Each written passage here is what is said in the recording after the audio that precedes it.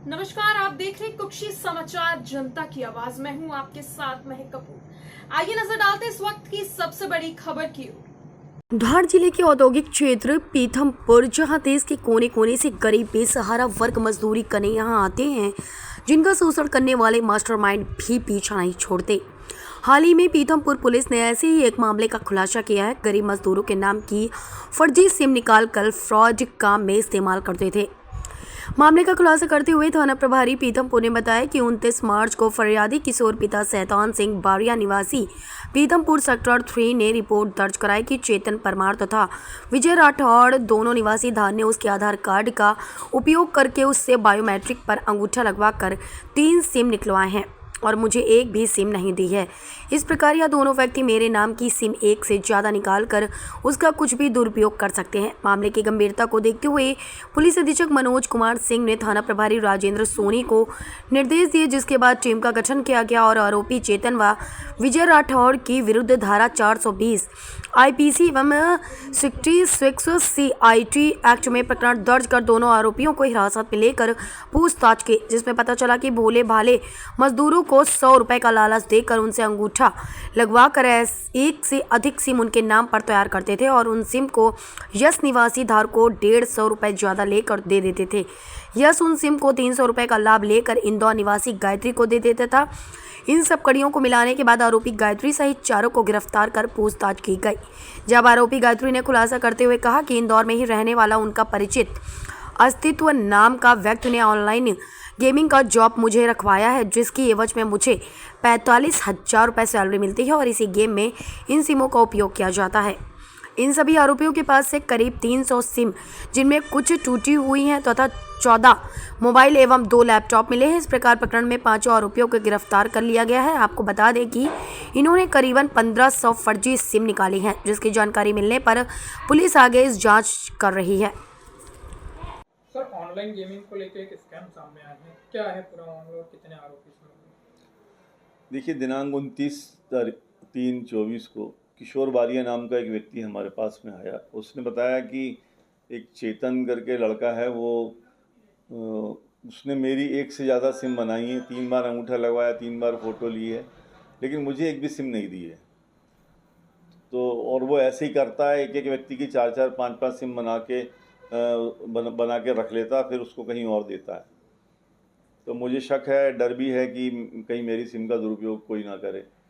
तो जब चेतन को बुलाया गया और वरिष्ठ अधिकारियों को बताया गया इस पे, तो वरिष्ठ अधिकारियों के निर्देश पर हमने तत्काल पहले तो मुकदमा कायम किया आईपीसी 420 और 63 सी आईटी एक्ट के तहत, और फिर चेतन को बुला के विस्तृत से पूछताछ की गई। तो उसने बताया कि सर हाँ, वो कई लोगों की उसने ऐसे सिम बनाई हैं एक से ज़्यादा, और वो ये सिम बना के 100 रुपये वो कस्टमर को दे देता था हर बार सिम के, और फिर उस सिम को 300 रुपये में कि उसमें आड़त पे या अपन कहते हैं दलाली में यश को दे देता था, और यश जो है वो उन सिमों को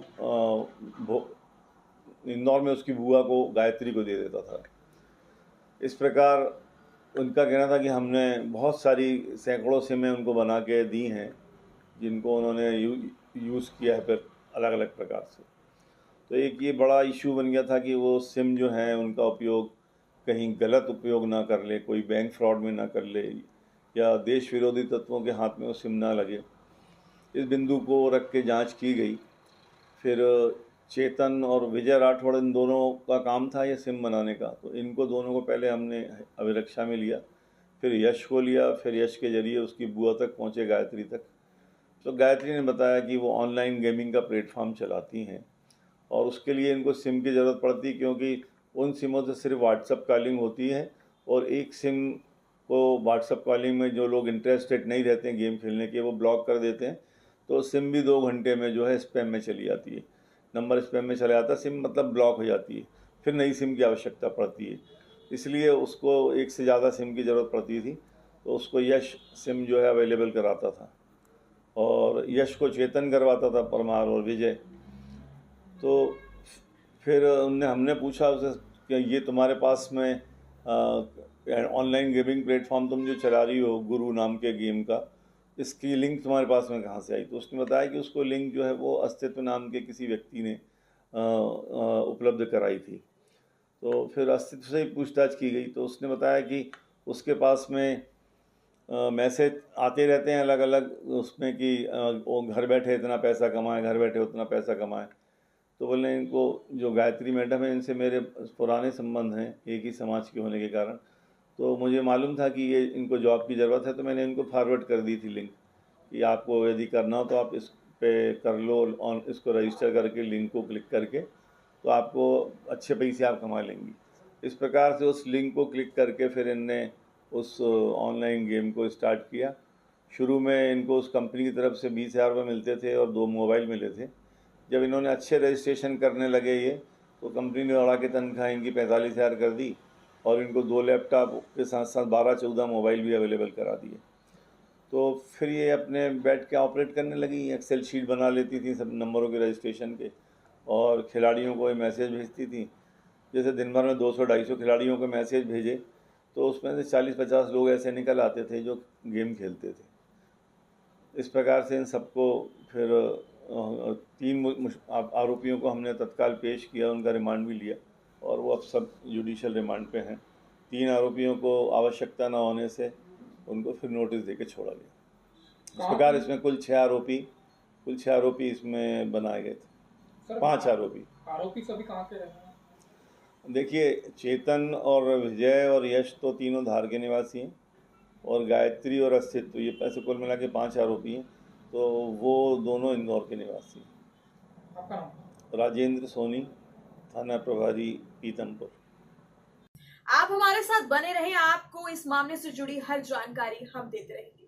फिलहाल आज के लिए बस इतना ही। दिन भर की खबर से जुड़े रहने के लिए आप देखते रहिए कुक्षी समाचार। धन्यवाद और चैनल को लाइक, शेयर, सब्सक्राइब करना बिल्कुल ना भूलें।